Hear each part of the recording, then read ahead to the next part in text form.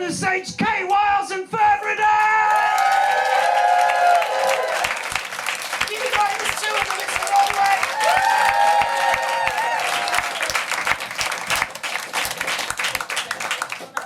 That one? Yes. Okay. Hi, I'm Fern Riddell, and with me is Dr. Kate Wiles, and we are going to take you on a journey from medieval to modern sex and body parts. Sex and body parts, as we said today earlier. Kate is going to start by whacking you straight into pilgrimages. Yeah. You said what? You're starting. Okay. Thanks. Yeah. Oh, so I am going to start with medieval pilgrimage, obviously, when we're talking about sex and body parts. Thank you. So now, obviously, pilgrimage is still a big thing. It was huge in the medieval period, and when you go to visit a site of pilgrimage, you get souvenirs like a mini Eiffel. That works, doesn't it? Sorry, a mini Eiffel Tower or a bobblehead of the Pope, or a little New York taxi or something. And medieval people, when they went to visit a shrine or a site of the saint's life or something, they would get a little tin badge about that big, and they would wear it on their hat, on their clothing, and the more sites I went to, they would kind of get more and more and more, and they'd start clinking as they walked around. And it worked as like a walking advert for your shrine, because this is a huge tourist industry. The badges generally look like the saint or the shrine that they visited, and they'd often carry the protective power, the healing power of that saint. Sometimes they didn't look like the saint. Oh, yeah, what we're doing is we're doing a tour of the body.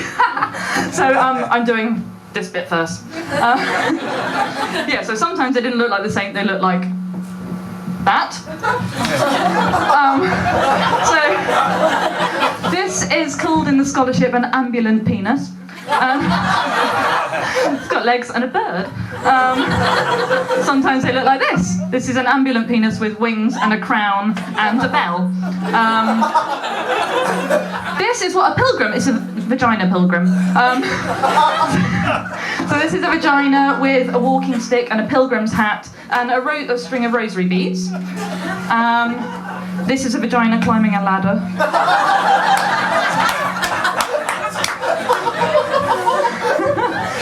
There are loads of these. There's hundreds of them from about the 13th century across Central and Western Europe. But why are they? Obviously, they're not very holy. There's two theories. One is that this is a tourist industry. You're going to buy that. The second theory is that they're to protect you against the evil eye, which is a very kind of classical idea that disease and bad things can be transmitted by looking at them. So if you see someone dying from the plague, you look at them, you catch the plague. Obviously, at this point in history, that's a serious concern. So you wear this as protection. It will divert the evil eye by making you laugh, that's the diversion, or just distracting it. But the question is, what if one vagina is not enough? What if you're really worried about getting ill? You multiply, and this is where we get medieval hazmat suits. This is a vagina on stilts with a crown made of penises.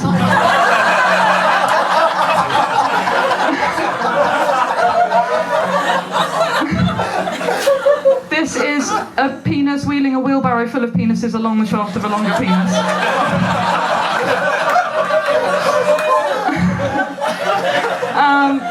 And this one is known in scholarship as Pussy Goes A-Hunting.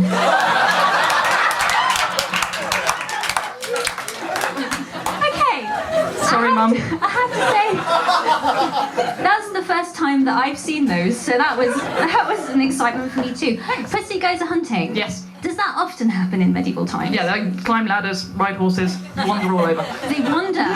Now, that's an interesting one, because a wandering womb, or women wandering, which is, we've got a fun little bucket here for your lady parts, it's an idea that we've had since the 2nd century.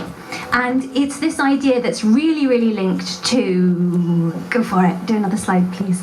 Thanks, we hadn't worked out our thing. To hysteria. And it's this idea that all us girls, our wombs can leave our bodies, and they can go on a wander, And that's how we get PMT, that's how we get headaches, that's how we get teeth aches, that's how we get cancer, or anything that could go wrong with you, is this idea that your womb can come out, leave your body, and go for an adventure. And if there are any other women nearby, this is a new one for synchronization, ladies, they can also be adopted by your crazy wandering womb to also go mad. And so everyone's womb is wandering.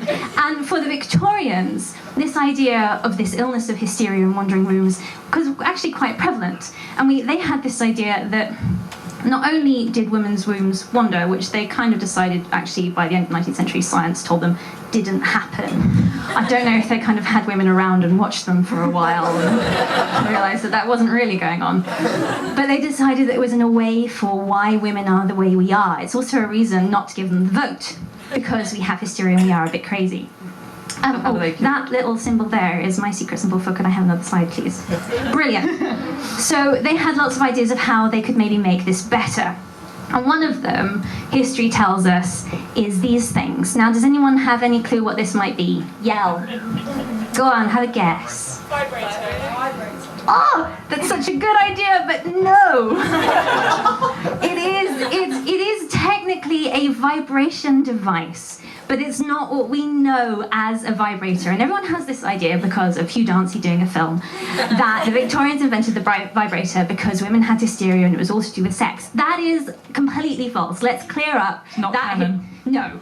Let's clear up this historical myth right now. The Victorians invented a vibration device that was a massage device, but I have been in an archive with one of these. It looks a bit like an egg whisk. When you turn it around, it sounds exactly like that too. And trust me, as a woman, there is no way anything like this would go anywhere near any intimate part of anyone's bodies.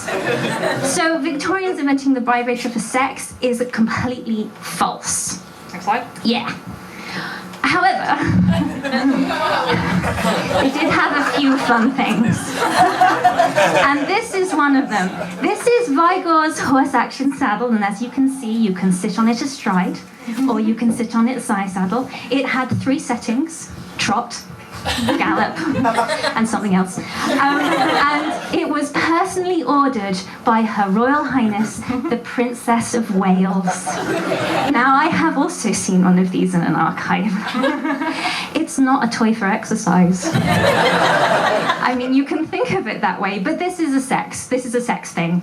And one of the things that always makes me laugh is this is something that we have at the top of the royal family. This is the lady who would go on to be Queen Alexandra.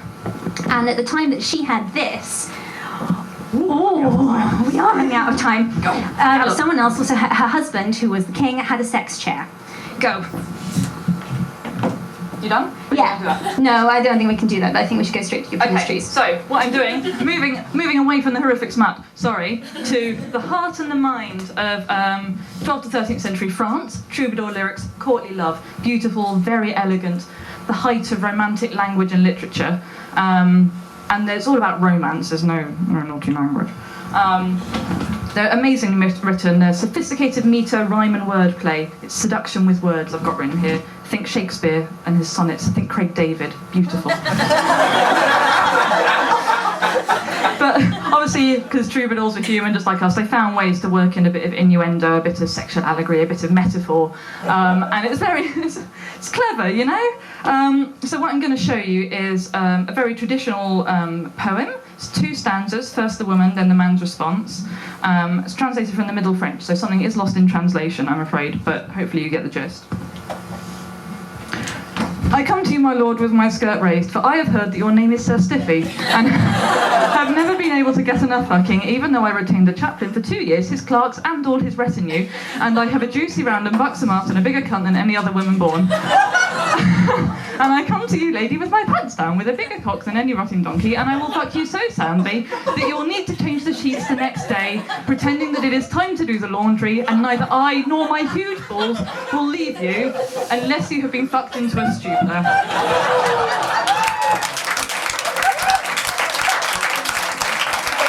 Very romantic. So I think what we were trying to leave you with, as we have actually run out of time, sorry Steve, is the idea that from the medieval to the modern, sex has been part of our culture. It's been expressed through toys, it's been expressed through pleasure, it's been expressed through some beautiful, horrific implements, which, yeah, boys, I'm sorry about that one. Don't masturbate. And it's something that is such a part of our nature that we can't leave it alone. As historians, we can't leave it alone. As people, we can't leave it alone. And I don't think there's anything more I can say with that. Just leave it on. Yeah. Kate's last slide. Thank you very much.